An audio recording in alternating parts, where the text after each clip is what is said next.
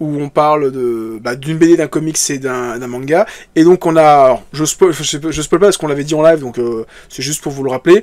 Donc le prochain comics dont on va parler, c'est X-Men Dieu crée, l'homme détruit, donc écrit par Chris Claremont et dessiné par Brent Anderson. Et on a visité entre 2-3 comics, je crois que Capsule Manga parlait de X-Men Origin, enfin Wolverine Origin qui m'intéressait aussi, et en regardant j'ai vu que c'est dans la collection Must Have, donc je dis bah tiens je vais, ce qui est bien c'est que cette collection là est une collection de Panini qui est entièrement en numérique, et je connaissais de loin, je savais que c'était une collection de un petit peu des meilleurs titres Marvel, mais j'ai jamais pris vraiment le temps de m'y intéresser. Donc j'ai acheté le X-Men Dieu crée, l'homme détruit, de Chris Claremont et donc Brad Anderson. Je l'ai lu pour le live, donc c'est un truc que j'ai déjà lu. J'avais la fin d'année des enfants, je ne sais pas si ça marche comme excuse. Non, mais pas de soucis, hein, tu sais. Hey, il y a le replay qui est là pour ça, hein. Et donc j'ai lu le X-Men Dieu crée, l'homme détruit. Attendez, je vais juste préparer un truc à côté. Donc de ce duo d'auteurs que j'ai beaucoup apprécié. Et en fait, j'ai découvert, comme je disais, la collection Must Have, qui est une des pires collections de comics de tous les temps. Je dis ça en rigolant, parce que c'est un pouce au crime, cette collection. Alors je voulais vous montrer un truc, mais ça charge et ça passe aussi vite que je voulais. Donc je vais devoir meubler un petit peu. En fait, la collection Must Have, donc comme son nom l'indique, c'est les meilleurs, le gratin du manga, du comics, donc qui compte à ce jour 120 numéros, alors qui se lisent dans l'ordre qu'on veut, hein, globalement, hein, quand je dis numéros, hein, comprenez bien, c'est vraiment des histoires indépendantes les unes des autres, et il y a un travail éditorial dessus qui est assez intéressant. Alors je vais essayer de vous montrer quand ma Kindle sur PC aura démarré, mais elle se met à jour, donc ça casse un peu la tête. C'est qu'il y a un super travail éditorial. C'est qu'en fait, au début du bouquin, on va te présenter un petit peu le contexte dans lequel a été conçue l'œuvre. Et typiquement, là, pour X-Men Dieu crée, l'homme détruit, ils expliquent que... attendez, ils expliquent que voilà, Chris Claremont, c'est un monsieur qui est un peu l'un des tauliers des X-Men dans les années 80... Il fait quoi là, mais j'aurais dû la démarrer plus tôt. Un des tauliers des X-Men dans les années 80-90, c'est lui qui a quasiment écrit les meilleurs runs X-Men de tous les temps. Attendez. Ah, ça a fait planter mon PC. Ah, tac. C'est un des mecs qui a conçu les meilleures histoires des X-Men dans les années 90. Juste pour vous faire une petite idée, alors ça va être un peu redondant avec ce que j'ai dit, je vais le dire dans le futur live, mais globalement, X-Men Apocalypse, c'est lui. X-Men Dark Phoenix, c'est lui. X-Men Day of Future Past, c'est lui. X-Men... Enfin, voilà, tous les meilleurs runs X-Men qu'on connaît aujourd'hui, qui ont été adaptés au cinéma, c'est quasiment lui qui les a écrits.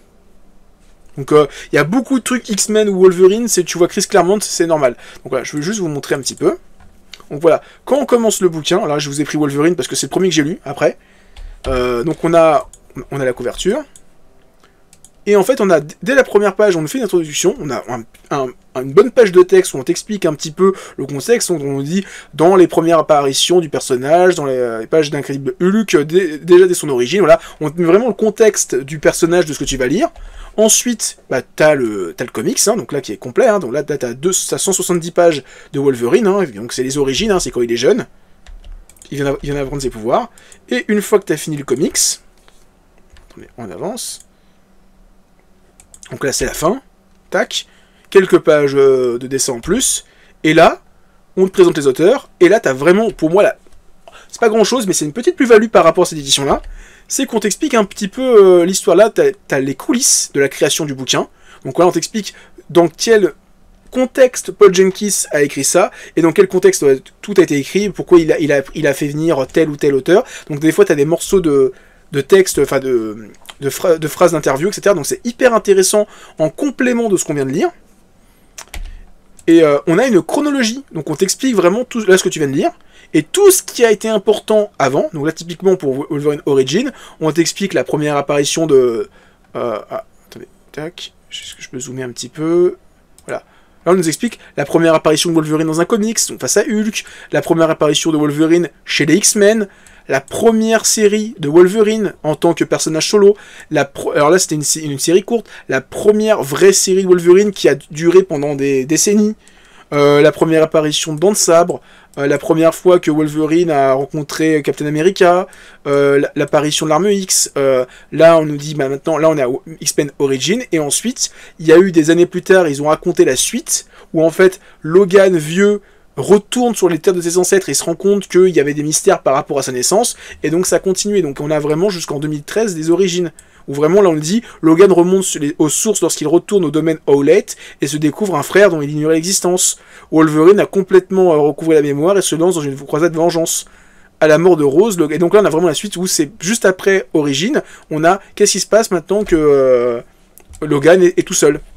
Et j'ai trouvé ça hyper intéressant, ce qui fait que bah, après avoir lu le X-Men Dieu crée, l'homme détruit, j'ai dit bah on avait choisi X-Men Origin, bah j'ai envie de le lire, donc j'ai lu X-Men Wolverine Origin, je l'ai lu, et après j'ai craqué, et j'ai continué à en acheter plein, donc là j'ai acheté tout ce qui concernait Wolverine, donc on va parler pendant une bonne demi-heure là je pense de Wolverine, parce qu'il y a plein de trucs à dire. Donc je vais vous les faire dans l'ordre, pas de mes lectures, mais l'ordre chronologique de parution. Donc la première série, c'est la série écrite par Chris Claremont et dessinée par Frank Miller, sortie en 1982, donc c'est une série, une histoire complète, en 4 numéros, 4 ou 6 numéros, avant de devenir une vraie série mensuelle. Donc là on est vraiment sur une série des années de 1982, donc avec un dessin de cette époque-là, donc des fois pique un peu les yeux, et donc moi qui savais que Frank Miller aimait le Japon, et qui, je suis pas des fois hyper fan de Frank Miller, parce que je trouve que il y a des moments où, connaissant que le monsieur est un peu un vieux tonton réac d'extrême droite, tu sens que ça transparaît dans ses œuvres. Typiquement, je trouve que The Dark Knight de Frank Miller, je sens le côté vieux tonton raciste. Mais bon, c'est autre chose. Voilà, ça reste pas, c'est pas un mauvais titre, mais après je suis pas fan du personnage en 4 tiers, hein, du Batman en 4 tiers, hein, ça c'est encore autre chose. Donc on retrouve donc un Wolverine qui part au Japon et qui va retrouver la femme qu'il aime, donc dont j'ai oublié Yumiko je crois, donc qui s'est fait tabasser. Il y a tout un rapport avec la main, avec son père, donc la main qui sont des grandes menaces de Daredevil. Hein. Il y a des planches qui sont quand même hyper dynamiques. Des fois c'est un peu figé parce que là typiquement je trouve que ça manque un peu, tu vois, je trouve que l'action manque un peu de dynamisme. Ouais, c'est juste on met deux traits et je pense qu'en manga on aurait accentué l'aspect vitesse. Là c'est un peu je trouve que des fois c'est un peu figé. Les couleurs sont un peu, voilà, c'est un peu daté, mais voilà, c'est aussi le comics d'époque. Hein. Y a quelques planches qui sont vraiment cool. Là, je trouve que cette planche avec les ombres est vraiment cool. Et en fait, typiquement, le monsieur qu'on voit là, c'est censé être le futur samouraï d'argent. Donc voilà, c'est super intéressant. C'était très cool de découvrir les origines de vraiment la première histoire de Wolverine. C'est vraiment la première fois qu'on a une histoire centrée que sur lui et son rapport au Japon. Et pareil, en bonus, on nous explique que c'est un truc qui était disséminé dans les chapitres des X-Men où il y a des fois il parle japonais. Et dit mais comment tu parles japonais? Et ben on t'explique que il a connu le Japon, qu'il a vécu au Japon, et c'est super intéressant. Ensuite il y a l'histoire de 1988 de Warren Ellis et de Lionel Francis Yu qui s'appelle La mort aux trousses, que j'ai pas trop aimé. En fait le principe c'est que on est juste après un gros moment marquant pour le personnage, c'est que Wolverine a perdu l'adamantium qu'il y a en lui. Magneto lui a retiré tout son adamantium. Donc là maintenant il a retrouvé un squelette en os, hein, donc, comme on le voit là, sur la couverture. Et en fait globalement c'est que un de ses anciens potes veut le tuer. Et donc il a littéralement la mort aux trousses parce que le fait qu'il n'ait plus son corps en adamantium, il est aussi un peu plus vulnérable, il est moins résistant. Et donc il y a un mec qui va essayer de le traquer. Voilà, c'est rigolo, mais c'est... très loin. Ah bah, ils sont là, mais Chris Claremont. Pourquoi je les ai mis là? Voilà, bon. Chris Claremont. Je les cherchais, ils étaient au milieu. Ouais, c'était sympathique, mais c'est vraiment peut-être le titre que j'ai trouvé le moins intéressant dans cette sélection. Donc ensuite, on a l'histoire de 1991 de Barry Windsor Smith, l'Arme X, où donc on découvre comment Wolverine est devenu a reçu un corps en adamantium. Et donc voilà, il y a tout un passage sur comment il s'est fait enlever, comment on a fait des expériences sur lui. Pareil en termes de couleurs, c'est très flashy, très fluo, avec beaucoup de de bulles, beaucoup de fils pour faire hey, c'est de la science-fiction, t'as compris? C'est un style de l'époque, il y a vraiment ce rapport au barbare, au sauvage qui est en Wolverine, et comment on le lobotomise, on le transforme en animal. Il y a des planches qui sont très bien dessinées, voilà, cette planche-là est vraiment très très belle. Il y a un passage, voilà, cette planche où il est dans la rue, il est dans la forêt, il devient une véritable bête qui traque les ennemis. Cette planche-là aussi, elle est magnifique, où il massacre les ennemis.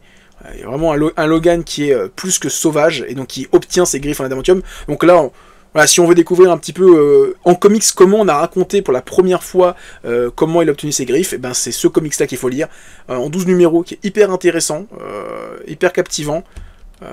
Et ensuite, bah, y a l'histoire de Paul Jenkins, Joe Quesada, Bill Gemma et Andy Kubert, donc les origines.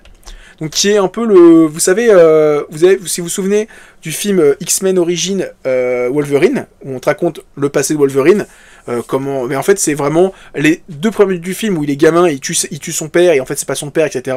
Là en fait c'est raconté sur 170 pages, où on suit un jeune James Howlett, dont les parents ramènent une gamine qui s'appelle Rose, et qui a un voisin un peu pécore, qui est un peu le fils du larbin de la famille, qui surnomme Cabot, et qui s'appelle en réalité Logan.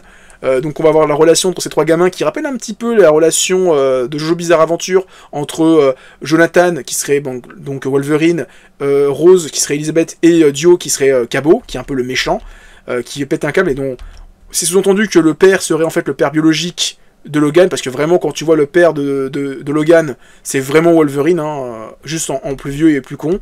Et donc voilà, on va découvrir comment par un accident effroyable, James Howlett va devenir un mutant griffu immortel, comment il va fuir sa famille et, avec Rose, et devenir un mineur bûcheron, et devenir de plus en plus le Wolverine tel qu'on le connaît, comment on va commencer à l'appeler Logan, on va l'appeler... Pourquoi on l'appelle Logan? C'est qu'en fait, bah, quand il a fui, on a dit, faut pas qu'on sache que tu t'appelles James, donc tu t'appelleras Logan, comme leur pote qui ont abandonné, donc Cabot.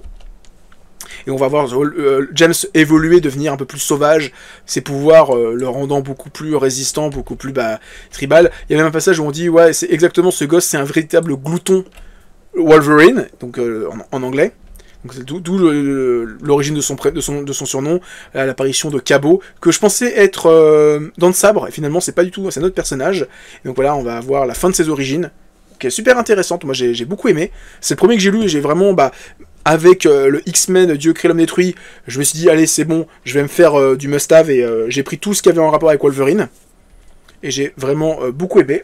Ensuite on a en 2003, si je dis pas de bêtises, l'histoire de Mark Millar et de John Romita Jr., donc Ennemi d'État. Pourquoi je dis 42? Donc l'histoire, c'est qu'on va suivre un Wolverine qui va se faire... qui va être laissé pour mort par la main, et qui va le ramener à la vie pour en faire leur homme de main, leur tueur à gages. Et donc on va suivre un Wolverine qui va commencer à tenter de disséminer tous les mutants. Il y a des planches qui sont très bien dessinées avec Elektra, qui est vraiment super belle. Voilà, Wolverine qui vient tuer Matt Murdock, qui va essayer de tuer plein d'ennemis. Vraiment très très cool. Mais je trouve que ça fait un petit peu doublon avec l'Arme X. Alors dans les notes que j'avais prises, c'était à la fin du volume, on explique que c'est une sorte d'hommage à l'Arme X, écrit en 82. Et je vois ce que veulent dire les auteurs, mais j'ai trouvé ça pas aussi intéressant. Il y a aussi des références à la main, avec le fait que la main, donc les premiers adversaires de Wolverine, hein, donc vous savez, c'est donc les fameux ninjas qui croisent dans sa toute première histoire. Putain, je suis allé sur ces fameux ninjas, voilà, donc il référence à eux, donc on nous parle quand même d'un truc des années 82, donc il fait des références à des comics d'il y a 20 ans. Parce que je comprends, hein, Millard, je sais c'est un gros fanboy de comics, mais c'est vrai que même en ayant ces connaissances-là, parce que je les avais lues avant, je suis pas non plus été hyper convaincu. Par contre, une grosse surprise, c'est qu'après ça, en fait, on a en fait, dans la numérotation qu'il y avait de l'époque, Mark Millar, il a écrit, je vais dire une connerie, 15 histoires de Wolverine. Donc les 14 premières, c'est Ennemi d'État. Et en fait, la 15e, ça s'appelait Le Prisonnier Zéro. Donc voilà, le numéro 32 de l'époque, de 2003. Et en fait, on va suivre Wolverine en Pologne, en 1940, dans un camp de concentration, et en fait il va servir de un peu de bouc émissaire à tous les nazis du coin, qui vont le tuer et qui comprennent pas pourquoi Wolverine revient constamment à la vie, avec un Wolverine qui n'a pas de visage, qui est juste une ombre, avec des yeux, et on voit jamais sa tête, et vraiment cette planche finale où il fait peur à tous les nazis, et vraiment c'est devenu le démon du camp de concentration, vraiment très très bien, on dit, hein, et c'est ce que nous qui étions enfermés avec lui. C'est que voilà, c'est lui la menace, c'est pas eux. Vraiment très très bien. Et en comics, je lis principalement dans l'indé et des fois un peu DC Marvel. Ah bah attends, tu vas voir. Ensuite, j'ai lu l'autre histoire qu'a écrit Mark Millar, celle de 2003 aussi, Old Man Logan, que je suis vraiment un pigeon. Je l'ai en physique. Je sais que je l'ai en physique. Et je l'ai tout de même racheté en numérique, parce que je voulais... l'édition Must-Have m'a vraiment beaucoup plu. Donc j'ai acheté cette édition-là, en Must-Have. Donc l'histoire, c'est qu'on va suivre on est dans un futur post-apo, dans laquelle tous les super-héros ont été décimés, et maintenant c'est les méchants qui contrôlent le monde. Donc on va avoir une planche, où on nous montre comment est réparti le monde, et on suit un Logan qui est brisé, qui a tenté de se suicider, qui est victime de PTSD, qui n'utilise plus ses pouvoirs, et qui vit dans le domaine de Hulk, qui, avec ses gamins qui sont des rednecks consanguins, parce qu'ils se reproduisent entre eux, font la loi, et se déplacent à bord du vaisseau des 4 Fantastiques, et donc Wolverine est vraiment devenu une victime, qui se laisse casser la gueule par ces mini-Hulk, et un jour, Hawkeye vient le voir, et lui dit « Eh mec, si tu veux, j'ai un bon plan pour que tu puisses payer les Hulk. » Et donc voilà, il décide de partir du monde de Hulk, donc en Californie, pour aller dans le domaine du président pour faire une livraison. Et donc là, on nous montre un petit peu le monde, comment il est réparti. Donc il y a le Hulkland, donc c'est la Californie. T'as l'ancien domaine de Magneto qui est maintenant contrôlé par le Caïd. T'as une sorte de zone, on sait pas trop il y a qui, mais on voit des villes avec marqué, par exemple, Electroville. On nous montre le repère de Fatalis. Il y a le roi lézard qui est ici, et il y a le domaine du président. Et donc on va suivre un gros road trip entre Old Man Logan et un Hawkeye vieux aussi, qui vont croiser plein de gens, notamment une bande de bikers Ghost Rider. Ils vont tomber sur un nouveau Caïd qui fait des combats de raptors entre anciens super-héros et dinosaures. On va tomber sur un Venom T-Rex. On va voir. Après, des fois, c'est un peu dommage, c'est que il a pas trop le temps d'exploiter son univers. Et par exemple, Fatalis, c'est une page. Voilà, Fatalis, il est là. Et on passe à autre chose. Et il se fait j'aurais aimé en voir plus, et c'est un peu dommage. Et donc le comics est génial, hyper intéressant, même sans être un expert de comics de Marvel, en ayant vu le MCU, il se laisse comprendre. Et t'as ce final où Wolverine, ça y est, ça y est, il redevient Wolverine, il a passé 10 tomes, 10 chapitres à se faire péter la gueule, à se faire insulter, etc. Et à la fin, il pète un boulon et dit c'est bon. On apprend la vérité, pourquoi il a été traumatisé, pourquoi il est comme ça. Et à la fin, t'as vraiment cette page où il ressort les griffes, tellement ça fait tellement longtemps que ça lui refait saigner les mains, et il dit « Je m'appelle plus Logan, je m'appelle Wolverine. » Et là, il pète un câble. Et il retue des gens. Et c'est super bien. Alors, je sais que à la suite de ça, ils ont fait plein... Parce qu'en plus, c'est cool, c'est que...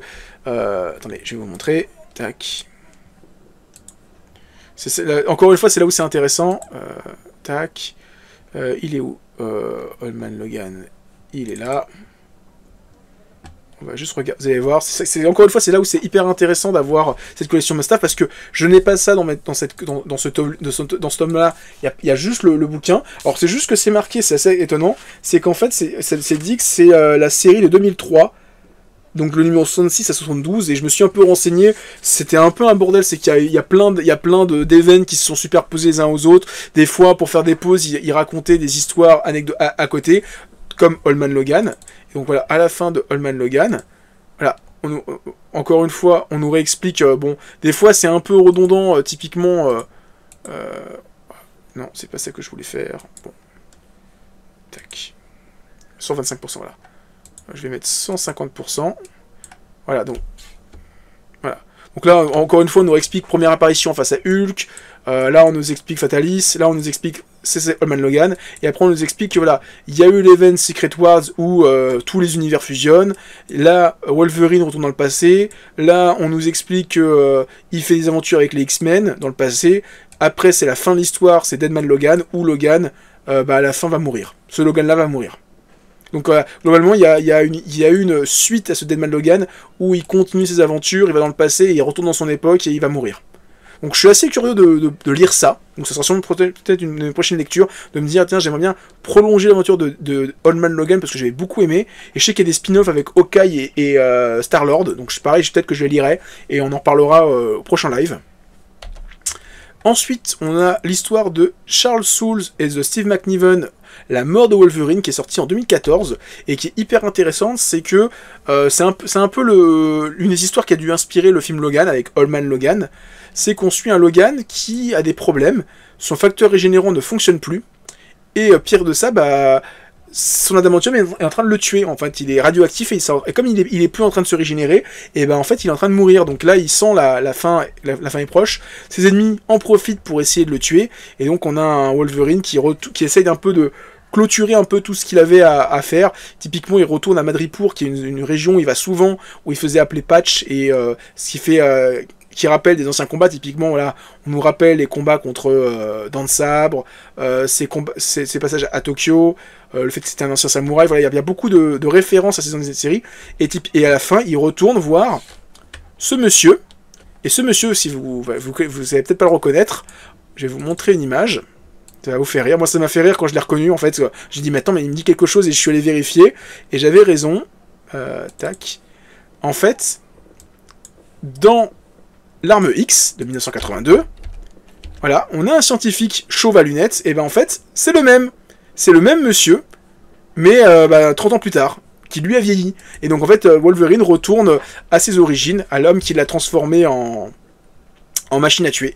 Et donc on arrive à ça avec la mort de Wolverine, où il finit dans un sarcophage d'adamantium, et il est laissé pour mort. Et encore une fois, c'est assez intéressant, parce que voilà, mourir dans les comics, voilà, on rigole. Et je vais télécharger le bouquin, je vais vous montrer. C'est super intéressant. J'aurais dû les télécharger avant, j'ai pas pensé à les télécharger un petit peu avant. Tac. C'est encore une fois, c'est là où c'est hyper intéressant, c'est que voilà. Donc là, encore une fois, non. 125%, voilà. 150%. Voilà, c'est hyper intéressant. Donc là, on nous remonte encore la première apparition, les X-Men. La chronologie est souvent assez redondante. Là, le run de Frank Miller avec Chris Claremont dont j'ai parlé en premier. C'est l'Arme X, les origines, et la mort de Superman. Et là, en fait, on nous explique qu'en 2017, donc 4 ans après sa mort, donc techniquement, Wolverine était mort dans les comics. Jean Grey découvre qu'un sarcophage d'adamantium de Logan est vide, et un mutant griffu ressuscité se lance dans une nouvelle aventure à la recherche des jouets de l'infini. Dès que les alliés alors après on a Hunt for Wolverine. Dès que les alliés ennemis de Logan apprennent que ce dernier est de retour, la chasse à Wolverine est ouverte. Et on a en 2018, le revoilà, on nous révèle le secret de la résurrection de Wolverine lorsque le héros tombe entre les mains de la psychopathe Perséphone. Et donc voilà, globalement, Wolverine pendant 4 ans, il était mort dans les comics. Il y avait le statu quo, il est mort. Et je trouve ça hyper intéressant.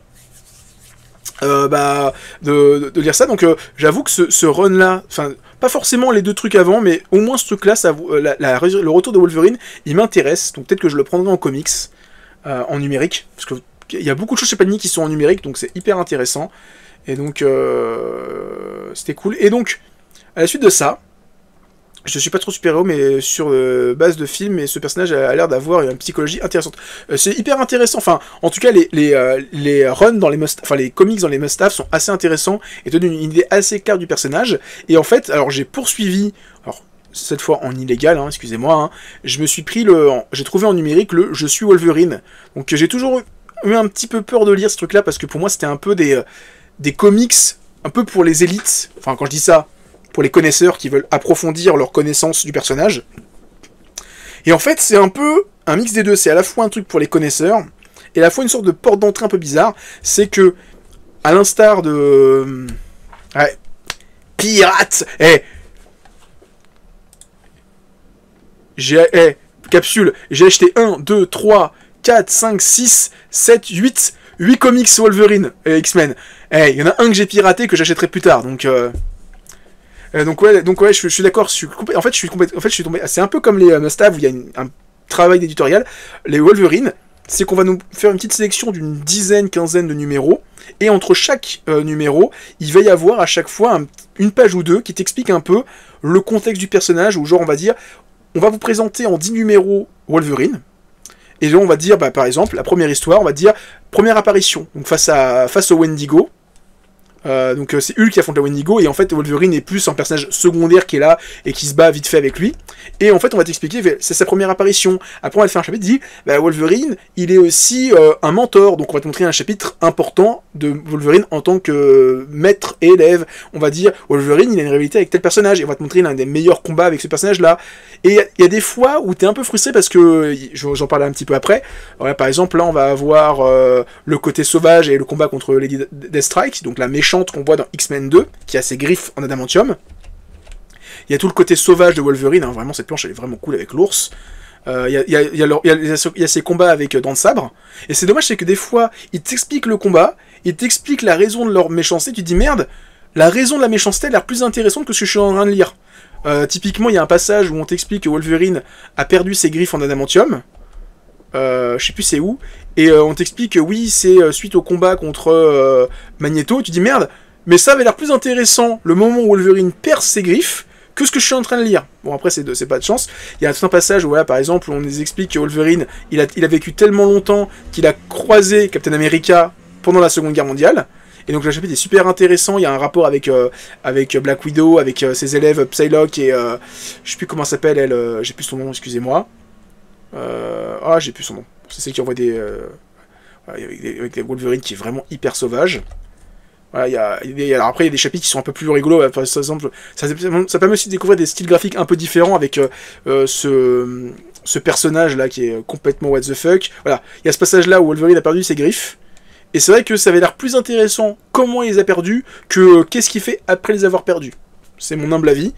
Voilà, avec des planches, voilà, Wolverine qui est vraiment bestial, de ouf. Mais là, c'est vraiment le style graphique de l'auteur, voilà, où il a des gencives immenses et des toutes petites dents, Wolverine. Il y a un passage où on nous explique voilà, que début 2000, il y a eu un méga run de Punisher, et Punisher a humilié Wolverine, et là c'est un peu la vengeance, où Wolverine vient prendre sa revanche et va casser la gueule au Punisher. Qu'est-ce que j'avais noté d'autre il y a des passages avec les X-Men, ses relations X-Men, et il y a même l'histoire de Wolverine en Pologne. Vous avez parlé parce que forcément c'est une sélection, donc des fois il y a des chapitres que tu auras déjà lu, hein, c'est inévitable, même si pour le coup, de tout ce que j'ai lu en Must-Have, c'est la seule fois où il y a quelque chose de redondant. Parce que bon, cette histoire de Mark Millar en Pologne, c'était un one-shot, donc là il pouvait le mettre, encore une fois avec ce Wolverine qui a pas de visage, qui est vraiment effrayant, que j'ai vraiment beaucoup aimé cette histoire-là, elle est vraiment très très cool. Il y a ce passage-là qui montre un peu une sorte de dépression, le Punisher, le GOAT, on a un Wolverine un peu dépressif où on montre un peu son quotidien jour après jour, et vraiment tu vois que c'est lundi bagarre, mardi bagarre, mercredi bagarre, jeudi bagarre, vendredi bagarre, samedi les putes, et on recommence. Et c'est 3-4 planches qui s'enchaînent où vraiment t'as un Wolverine, tu sens qu'il est en train de vivre une routine et qu'il est en train de faire un burn-out, et c'était super intéressant. Moi j'ai beaucoup aimé. En tout cas voilà, cette collection je suis, c'est un truc que je vais sûrement me prendre. Parce qu'en plus c'est aussi en numérique, donc mais je pense que je me le prendrai le Je suis Wolverine, parce que voilà, je l'ai pris en soum-soum, en pirate, parce que j'avais peur de me dire, si ça me plaît pas, j'ai pas envie de dépenser 15 balles en numérique pour un truc que j'ai pas envie de lire, tu vois. Et finalement j'ai bien aimé, donc à terme, je me prendrai ceux des personnages qui m'intéressent, je vais pas tous les faire, ça, je vois pas l'intérêt. Et la Must-Have, à terme, je prendrai la collection complète, il y a 120 numéros, il y a des chances que pendant les 3-4 prochaines années, je me les fasse personnage par personnage ou sortie genre vague par vague. Moi j'avoue qu'en personnage de Marvel, il y en a 3-4 qui m'intéressent, hein, je n'ai pas peur de le dire. Bon, il y a Wolverine déjà et les X-Men hein, qui m'intéressent. On m'avait prêté Spider-Man, j'ai trouvé ça super cool, mais pour avoir une vue historique. Ouais, c'est ça, en fait le truc c'est que si t'as pas d'intérêt pour le personnage, je pense que la Je suis peut être vite pas intéressante. Mais c'est vrai que si tu veux juste approfondir ou te dire, tiens, j'aime bien ce personnage-là, j'ai envie de découvrir. Qu'est-ce que je disais, bah voilà, en personnage qui m'intéresse, bah il y a Wolverine forcément. Moi j'ai envie de découvrir surtout l'univers urbain de Marvel, donc moi il y a Daredevil et Punisher qui m'intéressent de ouf. C'est vraiment les deux qui m'intéressent énormément. Et après c'est Strange et Thor. Mais alors Thor, je sais qu'on m'a conseillé le run de Jason Aaron, que j'ai déjà lu. Donc en fait globalement, en fait on m'a dit surtout lis ça et le reste c'est pas intéressant. Donc en Thor, j'ai pas grand chose à dire de plus. Des pétards dehors, je ferme la fenêtre. Et donc ouais, c'est très bonne découverte cette collection Must-Have. J'ai beaucoup apprécié. Donc prochainement, je vais sûrement me faire soit les X-Men, soit les Daredevil en Must-Have, ou les Punisher, on verra. J'avais trouvé un site qui avait tout référencé, etc., qui était vraiment super bien fait. Je l'ai pas noté, mais en tout cas voilà, très bonne. Bah, j'avais trouvé ce petit site qui s'appelle les Toiles héroïques. En fait, ça te donne vraiment la chronologie de tous les comics Wolverine. Et globalement, en fait, j'avais regardé. Une bonne porte d'entrée, en fait, ça avait l'air d'être la série de... merde, j'ai plus son nom. Greg Rucka, de 2003, où c'est vraiment une renumération à 0, où il repartait à 1. Et en fait, globalement, c'est... t'as 20 numéros de Greg Rucka, et après, c'est des petites histoires à droite à gauche. Par exemple, bah, une fois que t'as fini Greg Rucka, c'est Ennemi d'État, donc j'ai déjà lu. Après, il y a du Civil War, il y a du House of M, donc... peut-être me faire aussi les Greg Rucka, etc. Ou poursuivre le après la mort de Wolverine. Voilà, il y a quand même des pistes de lecture vis-à-vis de ça, parce que globalement, si je reprends le après la mort de Wolverine, on est en 2018. Donc globalement, je suis juste je suis à 5 années de lecture à rattraper. Punisher, Daredevil, mes deux personnages préférés chez Marvel, très bon. Bah ouais, mais après... Black Panther, je m'en fous un peu. Les 4 Fantastiques, c'est sans plus. Voilà, enfin, Captain America, Iron Man, ils m'ont jamais vraiment intéressé. C'est pour ça que j'étais malheureux de Thor, parce que Thor, je trouve que les films étaient vraiment pas ouf par rapport à ce que j'ai lu en comics. Donc voilà, en tout cas, la collection Must-Have, ouais, Must-Have Comics. Ah ouais. C'est le site de... Voilà, c'est un libraire en ligne. En fait, son site est mieux foutu que Panini. Voilà, c'est que là, vraiment, t'as tous les personnages qui apparaissent. C'est vrai que t'as tous les personnages qui apparaissent, et en plus, tu peux faire un petit filtre qui dit par héros. Donc, par exemple, là, j'ai vu Daredevil, il y en a 6, et je me dis, bah, si avec ça, et le je suis, j'ai pas compris, j'ai pas lu tout Daredevil, et j'ai pas tout compris de Daredevil, je suis vraiment un con. Et en plus, c'est vraiment tous les runs qui m'intéressaient. Il y a le Phaser, il y a le Rédemption, on a dit que du bien, Sous l'aile du diable, on m'a dit du bien, le Renaissance, on m'a dit que du bien. Donc là, j'avoue que je me retiens un petit peu, mais j'ai vraiment envie de claquer un PEL là-dedans. Hein. Donc voilà, cette connexion Must-Have, elle est horrible, parce que vraiment, si t'as le portefeuille fragile, tu peux vite te retrouver à dépenser des milliers d'euros là-dedans. Hein. Il y a 120 numéros, et c'est vrai que je pense au moins prendre peut-être après dans l'ordre. Par exemple, voilà, Thunderbolt et Sentry, j'aimerais découvrir un peu plus le personnage après avoir lu les comics, avoir vu le film. Donc peut-être que je vais me les prendre prochainement aussi pour découvrir les personnages. Et encore une fois, juste le fait qu'à la fin de chaque lecture, t'as une petite piste de lecture qui t'indique vraiment, tu veux en savoir plus après ça, bah tiens, lis tout ça, avant ou après. C'est génial. Ça, au moins, ça te donne une piste de lecture, tu pars pas vraiment à l'aveugle, tu as vraiment au moins quelques pistes de lecture, t'as une compréhension assez générale, et pareil, je vais pas montrer, mais après, il y a encore quelques explications en plus. Il y a vraiment 6 pages de bonus qui sont très bienvenues sur la Must-Have. Et là, il y a énormément de pages de bonus. Il doit facilement y avoir une 20aine de pages d'explications sur ce que tu lis, sur les grands thèmes du personnage, sur ce que tu vas lire dans incessamment sous peu. Donc voilà, en tout cas, très intéressant. Et comme je disais, bah, je pense que le prochain que je vais lire, ça va, si j'en fais je refais un truc comme je viens de faire là il y a un instant, parler pendant une demi-heure de Wolverine, ça serait sur Old Man Logan, parce que globalement, Old Man Logan, il y a ça, il y a Hawkeye et Star-Lord de série, enfin de one-shots, et après je crois qu'il y a le gros run où il retourne dans le passé, et c'est tout. Mais je crois que c'est 50 numéros et c'est tout, donc il n'y a pas grand-chose à lire, donc je pense que ça, en 2 semaines, j'aurai le temps de tout lire, on verra. Et après, de toute façon, je me suis fait un listing, hein. Daredevil, Punisher, Doctor Strange, Thor. C'est les 4 qui m'intéressent, et Wolverine, c'est les 5 qui m'intéressent en priorité. Spider-Man aussi un petit peu, parce que c'est un peu le gros fer de lance, le plus populaire, mais c'est plus parce qu'il est hyper populaire que je suis intéressé par ce qu'il lit. Voilà. En tout cas, en Marvel, j'ai des pistes de lecture. En DC, j'ai quelques pistes de lecture aussi, mais c'est vrai que j'ai toujours été plus intéressé par Marvel que DC, même si j'en ai quasiment autant. Et c'est vrai que le fait que quasiment tout ce qui m'intéresse est en numérique chez Marvel, enfin chez Panini, c'est quand même un gros plus, parce que je sais que Capsule en parlait, il n'a pas forcément envie de racheter une collection entière en physique. Moi, c'est en numérique, ça me dérange pas de les payer. Voilà, c'est au moins de les avoir à disposition. Et genre, si demain je suis en vacances, je suis avec ma tablette et je me dis, tiens, je me relirais bien le Allman Logan, bah tac, c'est juste appuyer sur un bouton, le Wi-Fi, et c'est bon, c'est sur ma tablette et je peux le relire. Donc voilà, vraiment de très très bonnes lectures. Et oui, moi j'ai été, typiquement là, je me suis aussi pris le Alien American. Que j'ai. En fait, je suis tombé dans mon Cultura, ils ont des petites plaquettes qui t'indiquent un peu ce qu'il faut lire. Et il disait en Superman, il disait les 4 trucs pour commencer à comprendre le personnage, c'est ça. Et donc il y avait Red Son, il y avait. Attendez, je l'ai envoyé à Badass et à Capsule, je peux vous la remontrer. Tac. Où est-ce que je l'ai mis? Voilà.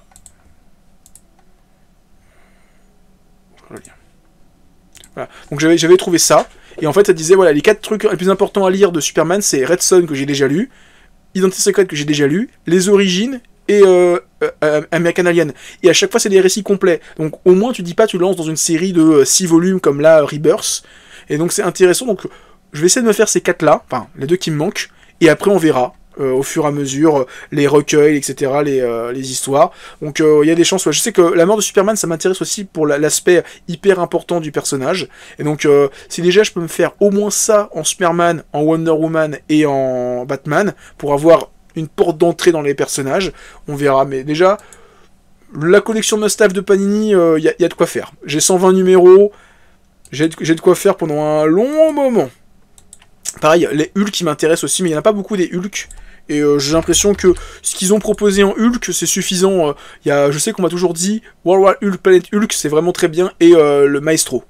Donc là, il y a tout. Donc pourquoi se faire chier à aller voir à droite à gauche? Je sais pas. En tout cas, voilà. Moi, je suis fragile, je suis tombé dedans. Superman Identité Secrète, excellent. Bah, on en a parlé avec Badass et Capsule. Donc ouais, on a tous les trois apprécié. Bah, même le Créature de la Nuit, là, l'équivalent Batman est très très bien. Mais voilà, en tout cas, bah, cette collection Must-Have est un vrai traquenard, un vrai piège, que je vous recommande, si vous voulez en savoir plus. Et là, après, hein, si vous êtes intéressé par un personnage, je vous le dis, hein, allez, sans faire de la pub pour Excalibur Comics, je vous le mets là, je l'ai déjà mis. Voilà, si par exemple, là, vous dites « Oh, j'ai vu un film Captain America, j'aimerais bien en connaître un peu plus sur le personnage. » Bam, Captain America, t'as 5 numéros. T'as le Captain America, Soldat de l'hiver, Le Rêve est mort. T'as le All New Captain America quand c'est devenu le mec, le faucon. T'as le Captain America blanc, le New Deal. Ça fait 5 numéros. Je pense qu'avec ça, t'as de quoi faire. Ouais, de toute façon, c'est un must. Je pense que, tu vois, toute cette collection, je pense qu'il y a difficilement des histoires, on va dire, ah, c'est nul. Je pense que Panini a fait un sacré travail de choix. Genre moi, les X-Men, quand j'ai vu ce qu'il y avait en X-Men, j'ai pété un câble. Parce que globalement, c'est j'ai l'impression que c'est toutes les histoires les plus intéressantes. Futur antérieur, le schisme, House of M, la saga du Phénix Noir. J'ai vu ça, j'ai fait ah ouais, mais c'est que les meilleures histoires. J'ai l'impression qu'il manque Apocalypse. Globalement chez les X-Men là, il manquerait Apocalypse pour tout avoir. Donc ouais, il y a plein de trucs intéressants. Je te conseille Daredevil jaune, Spider-Man bleu. Ouais, mais je crois qu'il y est Spider-Man bleu. J'ai un doute, je crois l'avoir vu. Spider-Man, il y en a 14 des Spider-Man. Je crois l'avoir vu, Spider-Man, il est là, Spider-Man bleu. Mais il n'y a pas le Daredevil jaune. Mais bon. Ah mais de toute façon, je vais me faire des trucs. La dernière chasse de Kraven, ça je sais que c'est un run de fou. Donc ouais, il y a des... Celui-là, le Family Business, avec le Kaïd, avec sa petite chemise hawaïenne. Oh, yo. J'ai envie de lire ça. Et c'est marrant parce que je m'étais un peu renseigné à droite à gauche et il y a un nom qui revient très souvent. C'est... comment il s'appelle Bendis, Brian Michael Bendis. Ah, je crois que son nom, il revient... Il est dans tous les must-have. Michael Bendis, voilà. Quand on parle du loup. Je l'ai vu, mais ça va être un grand nom.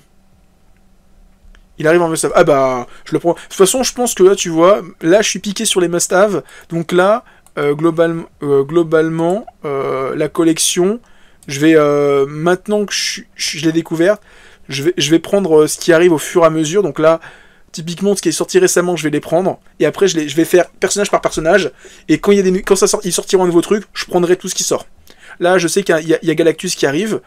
Je vais sûrement me le prendre pour me préparer à découvrir après avoir découvert le film, en savoir plus sur les personnages.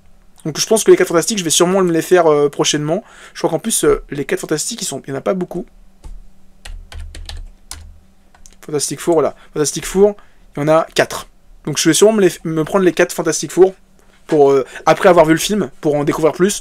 Comme j'ai envie de me découvrir les 2 qu'ils ont sortis pour Thunderbolts, hein. Donc le All New pas de quartier Thunderbolts et Sentry. Donc je suppose qu'ils sont les meilleurs runs pour comprendre les personnages. Donc ouais, must have. Oh là là, j'ai très très bonne découverte, hein. Là merci à Capsule et à Badass, hein, qui voulaient qu'on lise le X-Men Dieu crée l'homme des trucs, parce que je pense que je serais passé à côté encore des années et des années à côté. Et là, j'ai 120 comics à découvrir, donc ouais, j'ai de quoi faire pendant pas mal de temps, j'ai du contenu pour les lives pendant pas mal de temps. Mais je suis content. Donc là, de toute façon, la prochaine fois, on parlera de Allman Logan, c'est acté, après on verra. Je ferai au compte-gouttes, au fil de l'eau, de mes envies. De toute façon, je vous dis, hein, il y a des chances que je vais me faire chier avec Wolverine, avec Daredevil, Punisher, Thor et Doctor Strange. Donc c'est au moins ces 5. Après, ça se trouve, je vais lire du Hulk et je vais avoir envie de lire plein de Hulk. Si ça se trouve, je vais lire du Iron Man, je vais changer d'avis, je vais dire c'est trop bien Iron Man, j'ai envie de lire du Iron Man et tomber dans mes traquenards. Mais de toute façon, ça sera toujours du numérique. Je prendrai rien en physique. Ça, c'est acté.